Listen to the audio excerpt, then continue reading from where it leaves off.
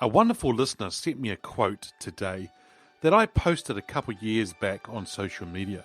It's an awesome quote, and they're just really excited about that quote, and they said to me that they love the quote. The quote is, "Success isn't owned, it's leased, and rent is due every day." And the author of that quote is J.J. Watt, who is an American football player a few years ago. And it's a wonderful quote. So today's episode is about how we need to keep working at success and what we need to do to make that happen. So let's discuss. Welcome to Leadership is Changing. Each week, we and our guests provide information and insights through exploring leading change. This is taking your leadership to another level by finding the balance between executive excellence and personal well-being through stories that inspire real change. It's time to adapt in our fast-moving world when leadership is changing with your host, Denis Giannoutsas. Hey, listeners, welcome to the Ask Denis freestyle episode. Great to have you with me here today. And this is where I'm asked a question by our listeners, or I share my thoughts, experiences, and insights from working with many leaders around the globe. All right, let's get into today's episode, because what a beautiful quote that was sent to me by one of our listeners who said that, hey, I posted it a couple of years ago on social media, and how they loved that quote. And I thought, yeah, let's look at it again. I think it's a wonderful quote. Success isn't owned, it's leased, and rent is due every day. Now, you can relate this quote or the saying or the meaning behind this quote to many things in life as well.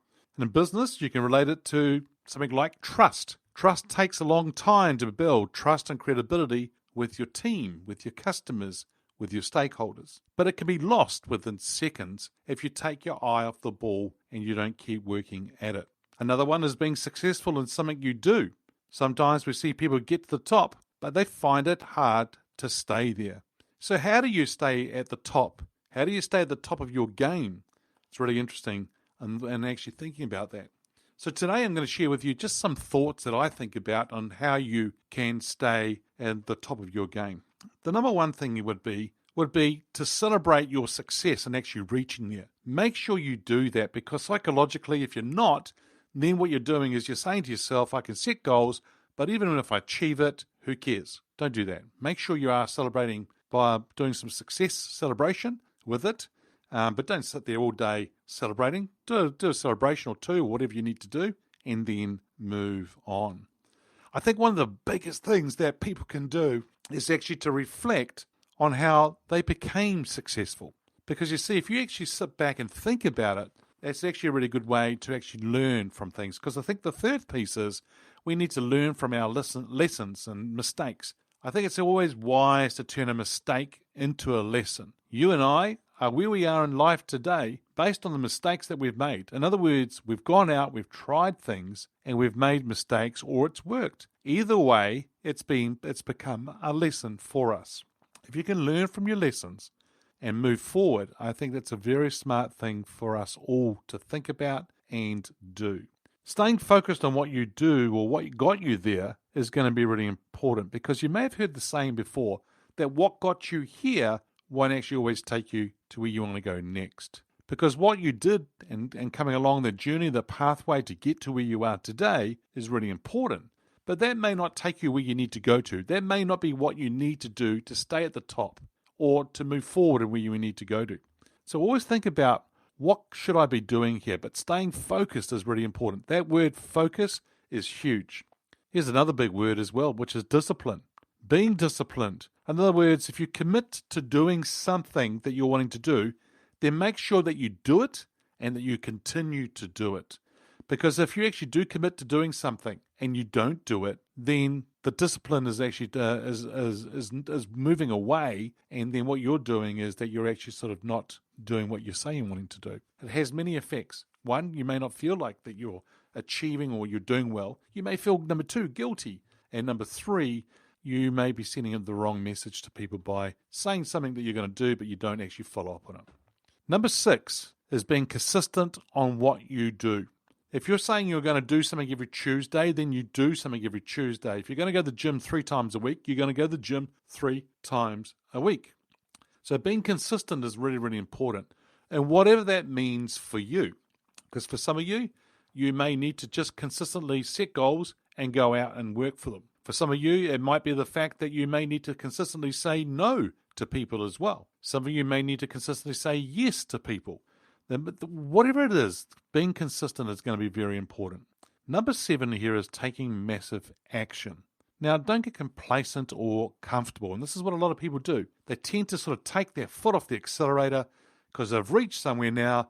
I can relax. Well, if you relax too much, then what actually happens is that you start to go backwards. And this is an actual risk of that sitting back and relaxing too much can actually cause some problems. So make sure that you take massive action to get there, and you continue to take action to do what you need to do to move it forward. Too often I've seen people who have succeeded, who have got to the top, then to lose it. In fact, they lose it pretty quickly. And it's really quite interesting in how they actually go along. Here's another different actual example of this as well.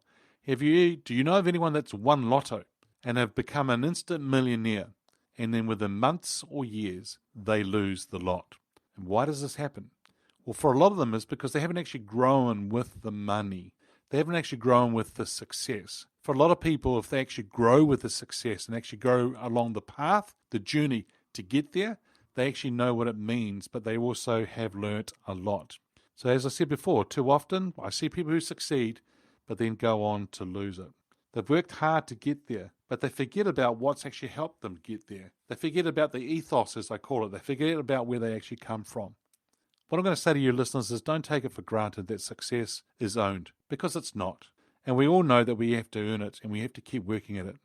You can hear about people, or you may have heard of this about people maybe in the music industry or theatre, or somebody that goes and does a workshop and things like that, that you're only as good as the last gig that you did. You see, they're having to keep doing and turning up every time and doing it well. If you keep doing what you did that made you successful, while at the same time keep reviewing and keep reflecting on things, that's going to set you up beautifully for the future. There's always these dangerous words that we hear from all sorts of people. Things along the lines of, but we've always done it this way. That's a dangerous phrase. Oh, it's okay. I'll get to it later.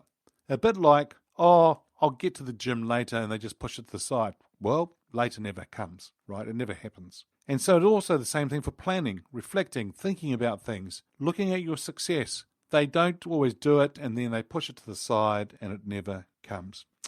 One of my initial guests that I had on the actual podcast, probably about a couple of years ago, is a guy called Kevin Bonfield, and wonderful guy. He's very successful in business, and he talks about the balance between fear, in other words, being on the edge, and excitement, in other words, excited about the future as well. And whenever those two things are out of balance, things don't go well. Sometimes you've got to have those two balances to keep you on the edge, to help you understand where you're going and stay focused, stay alert, and be present in where you're going. You see, the excitement part is about being passionate about the future, which is very, very exciting. But also sometimes we need that fear just to sort of help a little bit and get that momentum happening as well. Listeners, one of the biggest things that you can do based on what we've been talking about in this episode is to hold yourself accountable. Now, once you've done this, then the next biggest thing you need to do is hold others accountable as well. You see, you can't hold people accountable until you make sure that your backyard has been sorted.